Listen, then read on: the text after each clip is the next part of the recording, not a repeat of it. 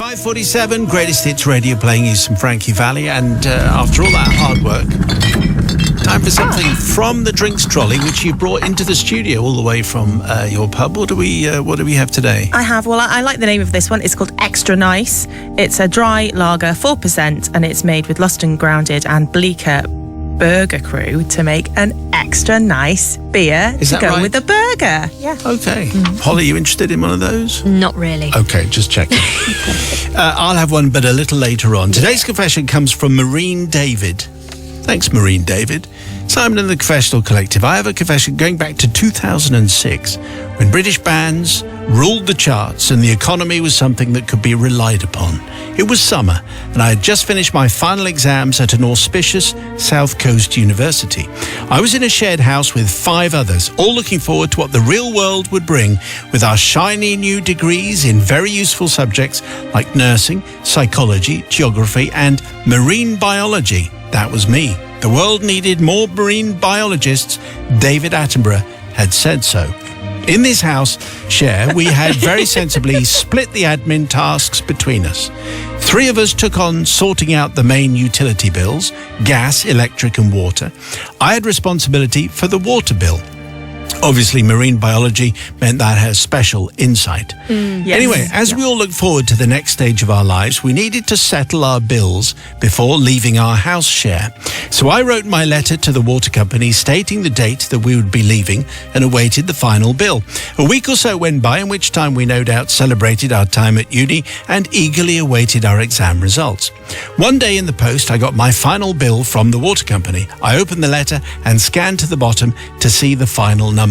And there it was, the final number, £256. So I did some maths and swiftly let my housemates know I needed £42 from each of them.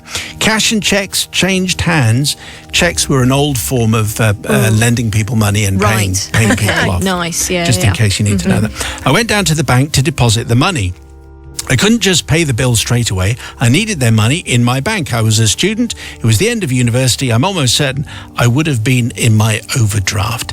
I did do bar work throughout my second and third years to make sure I could eat, but 256 quid was a lot of money and I just couldn't pay it. I'd secured a job as a marine biologist.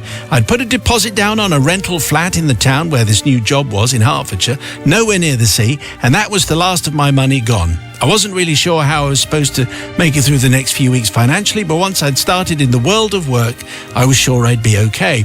Cheques and cash were deposited. It normally took a few days for these to clear, so I needed to wait to settle the water bill. Was I tempted to spend any of that money in my account? No, I had a bill to pay. I'd been taught not to spend money you don't have. No credit cards for me, just my trusty debit card. And then something strange happened. I got a letter. I could tell from the envelope it was from the water company. I thought this will be the little payment slip, and I opened the letter. I scanned down and I noticed the little perforated part, so below that would be the payment slip. I would detach this, send it to the bank with a cheque, and then the debt would be settled. Yeah. I scanned further down. Oh, that doesn't look like a payment slip. That's something else. That's a cheque for £256 made out to me. Hang on, I scanned back up. I read some words. Most of it did make sense, but there it was. Final balance, £256 credit. I was confused and I went back to the original letter. There it was. Final balance, £256 credit. That day I learnt an interesting lesson. Most bills are paid after the fact, but water was paid up front. So they owed us money and this was them paying us back. So I had £256 of my housemates and my own money in my account. I now had a cheque for £256. What should I do? Most of my housemates had gone home for the summer by now. I think there was only me and one other left in the house. Should I phone them all and confess my error? Write 5 cheques and post them? Well, Simon, you might have guessed, I should have done that. I should have sent my housemates money, but they were because they were students too and they had loans to pay back. But no, I didn't. I kept quiet. I took that cheque from the water company and I put it in my bank. They weren't to know, were they?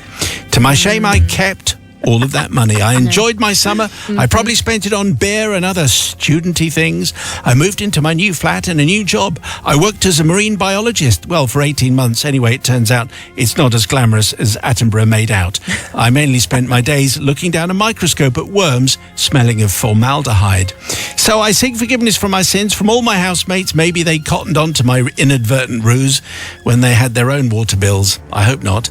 I'm still very much in contact with two of them and have never confessed my sin. One was the best man at my wedding. We meet up regularly and I always try and buy an extra round of drinks to cover up for my previous thievery. The other I married and most definitely have covered my £42, or is it £84, debt over the years. She has the nice job she enjoys. I have the one I don't that pays the bills, and it isn't marine biology. I have also always deferred to her for the bills admin throughout our 20 years together because she is so very good at it. Thank you for hearing my confession. I look forward to your verdict. Kind regards, Marine David. I can see what the conundrum was. He thought he was doing the right thing, then the money comes into his account and he decides to keep it. I suspect Holly is going to be quite stern here. Well, this was a mess. It was a complete mess. He took their money and then he also got the cheque from the water bill. So in theory, he owed his friends, what sort of £80, £84, something like that, because it was £42 for the initial and then need to give that.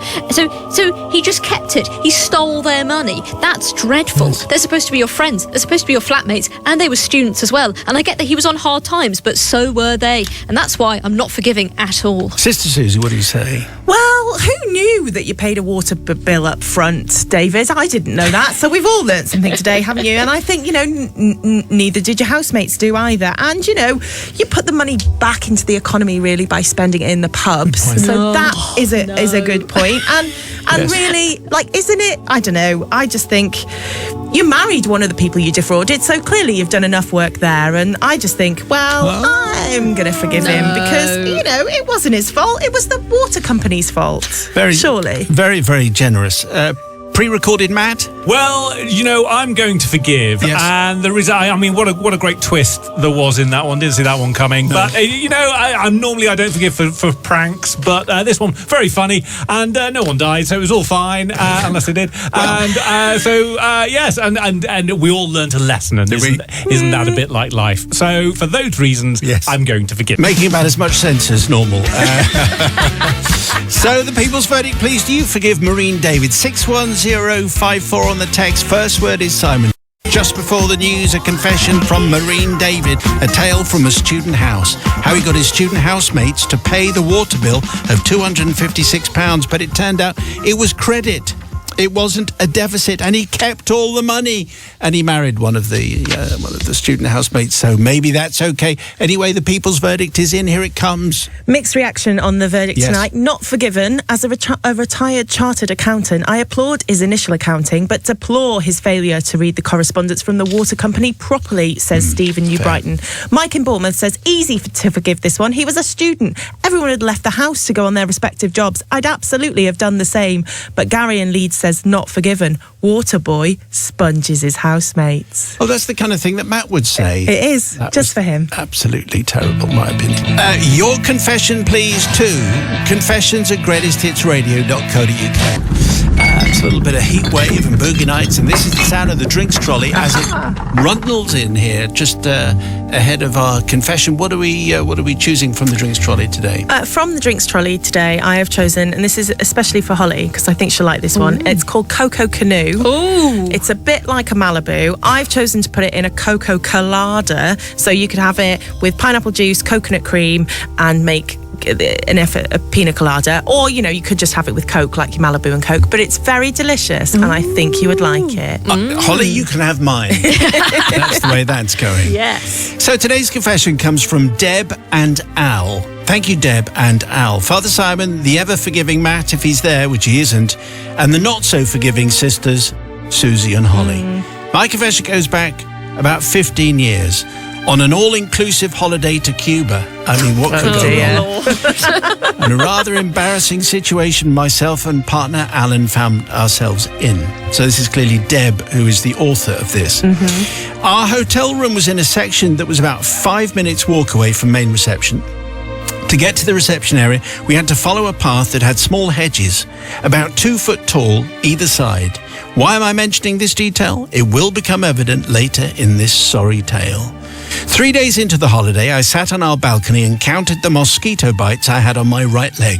The repellent spray I was using was clearly their favourite. I counted 43. Wow. By the time I'd finished, another 2 had appeared.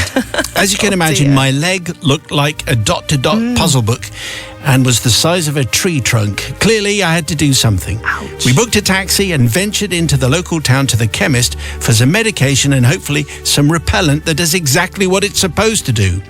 Some 60 pounds later, we returned via taxi to the hotel. When we arrived back at our room, I realised I'd left all my medication in the taxi, and on top of this, the air conditioning in the room had packed in. As you can imagine, I was rather annoyed, so I decided to march up to reception after taking a shower to complain and to try and retrieve my medication. After reaching reception, I was told that there was a temporary fault in that section of the hotel, but it would be fixed. He then told us to both go and sit at the bar located next to the reception desk, and he would come and let us know when it was fixed. We reluctantly agreed and plonked ourselves on the bar stools at the end of the bar. Nice. This, Father Simon, is the last of our memory of that day Oh no. and where my confession begins. Wow. Next morning we woke and both said to each other rather flippantly that we could not remember getting back into the room, but we both felt absolutely fine apart from being ravenous. We then made our way up the hedge-lined path to the dining area. Whilst waiting for my toast to make an appearance from the rotating machine, I'd already lost 2 pieces of bread that morning, I noticed a man making a beeline for our table. Anyway, he plonked himself down and he said, "OMG, are you two okay?" Because that's the way you talk. Yeah, yeah, in yeah. Cuba. Yeah. Yes, thank you, I replied, wondering why he was saying this. Why do you ask? His response was not what I was prepared to hear. Well, he said, "Me and my wife were walking up to dinner last night and we saw you and your partner, or should I say your legs, sticking up from the bush. Oh no.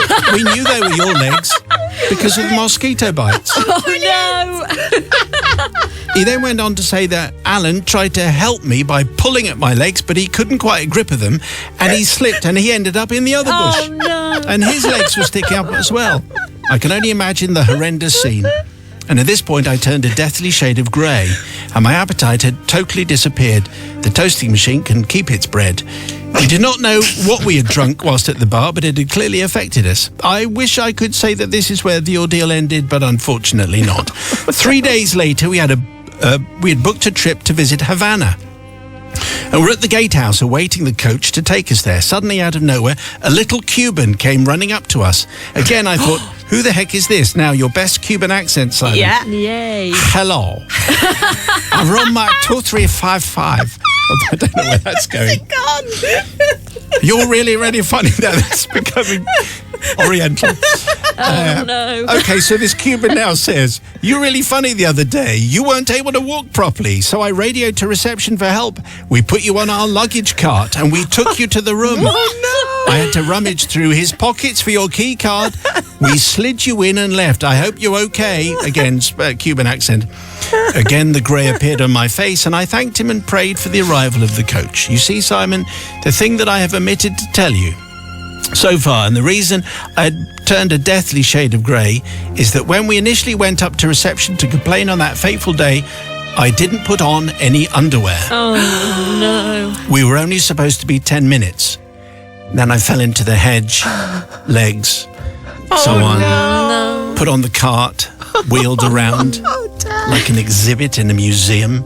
So I seek forgiveness from all the holiday makers who had to witness this awful sight, but more importantly, the poor Cuban who had to lump us both on their cart and then get us to our room, neither of us being the lightest of people. I did eventually get my medication back, and if ever the saying, "please drink responsibly," was applicable, it was then. But I guess we didn't really know what we were drinking, so we weren't to know how responsible to be. Completely at your mercy. Deb, without the pants, and Al, who I think had his pants Handless Deb. on. Sister Holly goes first. Well, as soon as you said Cuba all inclusive, I knew it was going to be bad. Yes. It's never going to end well. the fact that you went down and you sat at the bar and you just completely lost track and got very, very drunk. I mean, that's just irresponsible, isn't it, really? You shouldn't have done that. So irresponsible to the point where you blacked out and then you fell over in the bush. Yes. And it was, and then they had to put you on the luggage cart. My gosh, I mean, what a display. It's just way too much. And then also going around about with no underwear on. Don't approve. I know. Do not approve of that kind of not thing. into it at all. And so for all of those reasons, not forgiving. Susie.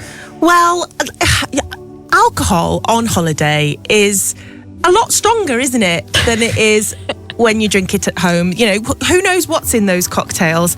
And just the idea of your feet sticking out of a bush tickled me. And, you know, yeah, okay, you might not have had any pants on, Deb, but surely you lost your dignity, didn't it? Isn't that enough? Haven't you made it up? So for all of those reasons, you know, I am going to forgive. Okay. Pre-recorded, Matt? So I thought that was the best of the week. Well done, everyone. Very funny. Really got me at the end.